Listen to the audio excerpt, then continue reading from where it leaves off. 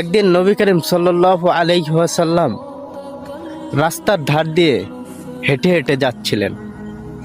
তখন তিনি দেখলেন এক বৃদ্ধা অনেক কষ্টে পানি বহন করতেছে, কেউ তার সাহায্য করতেছে না। নবী করিম সাল্লাল্লাহু আলাইহি ওয়াসাল্লাম সরাসরি এগিয়ে গেলেন, বৃদ্ধার হাত থেকে পানি নিয়ে সাহায্য করলেন। তারপর হাসি মুখে বললেন, এটা আল্লাহর জন্য, ছোট্ট কাজ হলেও তাও একটি বড় ইবাদত।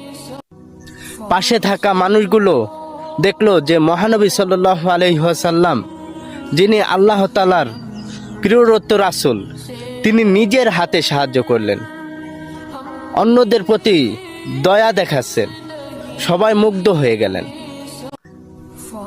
ভাই, এরকম প্রতিদিন নবীজির কাহিনী শুনতে, এমনকি ইসলামিক ভিডিও পেতে আমার চ্যানেলটাকে সাবস্ক্রাইব করে রাখুন।